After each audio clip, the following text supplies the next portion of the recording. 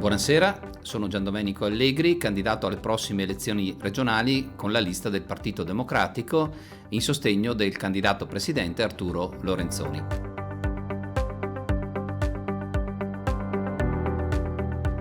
L'azione di questa amministrazione regionale, non è andata nell'ottica della pianificazione, l'abbiamo visto purtroppo in questi anni. Verona è una provincia dimenticata, non abbiamo le infrastrutture adeguate e se ci chiediamo cosa ha fatto la regione in questi anni per Verona, credo che possiamo segnare 1-0. Noi abbiamo la necessità che vengano completate le infrastrutture su cui ci sono già finanziamenti statali. Ricordiamo la variante della statale 12 che è già finanziata da ANAS e la regione avrebbe dovuto solo coordinare gli enti locali. Ad oggi siamo ancora nella fase progettuale, ma ricordo la strada regionale 10 che doveva collegare la pianura veronese alla pianura padovana e dare finalmente una risposta a quei territori. E poi scandalosa la posizione della linea ferroviaria Verona-Rovigo che risulta essere fra le 10 peggiori linee ferroviarie a livello nazionale. Non lo dice il Partito Democratico, ma lo dice un organismo indipendente come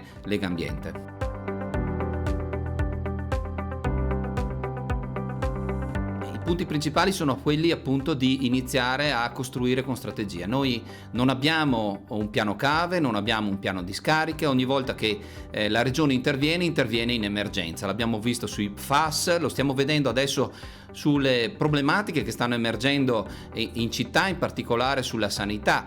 Il caso Citrobacter credo sia un caso emblematico da questo punto di vista. È una disattenzione assoluta, è dal 2018 che è stato rilevato il problema e oggi l'azienda zero, l'azienda che dovrebbe controllare, e ricordo che la sanità è completamente appannaggio delle regioni, dice che loro non sapevano nulla. Ma come può essere che appunto viene rilevato un caso così grave, che poi appunto si è succeduto anche su altri bambini e bambine, e l'azienda che ha la responsabilità non viene avvisata? C'è un mancato controllo e dovremmo capire, adesso le inchieste dovranno capire di chi sono le responsabilità, ma non possono esimersi dalla responsabilità politica di chi governa oggi la regione.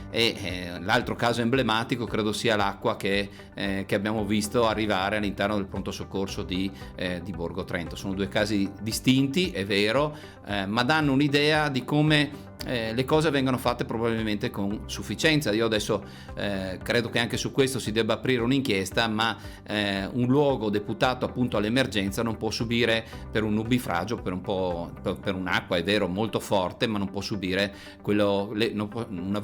una provincia come Verona e una città come Verona credo non possano subire una situazione come quella che abbiamo visto. Ecco, poi io vorrei occuparmi in questo, se dovessi essere eletto, io mi auguro con il vostro voto di poter essere eletto in consiglio regionale, voglio occuparmi di impresa. Io faccio l'imprenditore da 30 anni, lavoro nel settore dell'informatica e credo che anche da questo punto di vista ci sia una necessità di innovazione. Noi abbiamo visto fallire nel tempo i vari parchi scientifici tecnologici, c'è la necessità di dare la possibilità, come ha fatto il governo del Partito Democratico con Industria 4.0, dare possibilità alle aziende di investire in innovazione e ricerca. E poi c'è tutta la tematica del mondo giovanile, risorse che noi formiamo e che poi se ne vanno all'estero. I numeri dell'Istat sono abbastanza chiari: 12.000 giovani veneti ogni anno abbandonano le proprie famiglie per andare a trovare una risposta fuori dal Veneto. Io non mi preoccupano solamente quelli che se ne vanno, mi preoccupa il fatto che non arrivano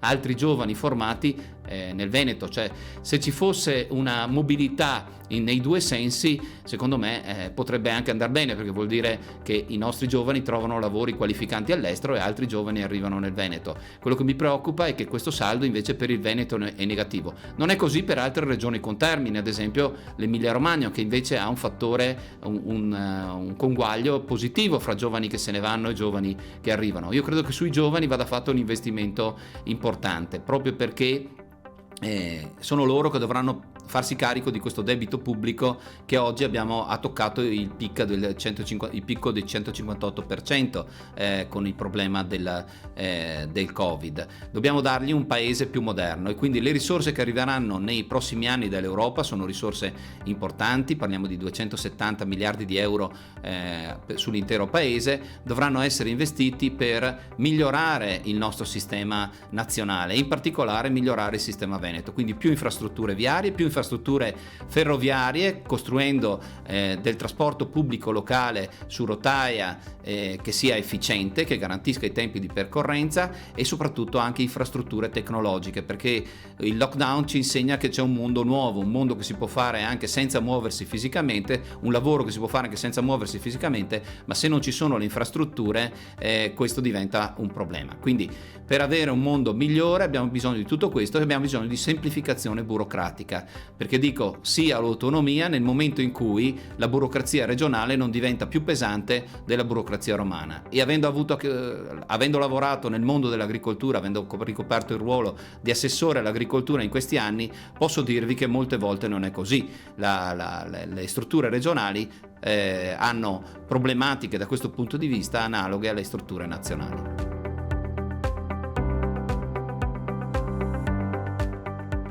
Un gruppo di amici mi ha chiesto di mettere a disposizione la mia esperienza politica, la mia competenza di amministratore locale, di amministratore di azienda, per portare in regione un modo di lavoro, un metodo di lavoro, un lavoro che parte dall'analisi dei problemi e dal tentativo di trovare le soluzioni. Quindi questo è il motivo principale, e una volontà anche di andare a migliorare la qualità della normativa regionale.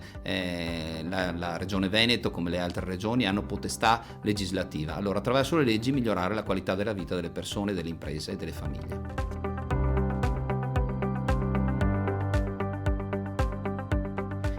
Votare Allegri perché finora credo di aver dimostrato di essere una persona affidabile, che si prende carico dei problemi, che cerca di trovare le soluzioni, come dicevo prima, con un metodo di lavoro che deriva anche un po' dalla mia esperienza professionale di imprenditore, e quindi io vi chiedo di votare Gian Domenico Allegri alle prossime elezioni regionali. Votate Partito Democratico, votate Arturo Lorenzoni.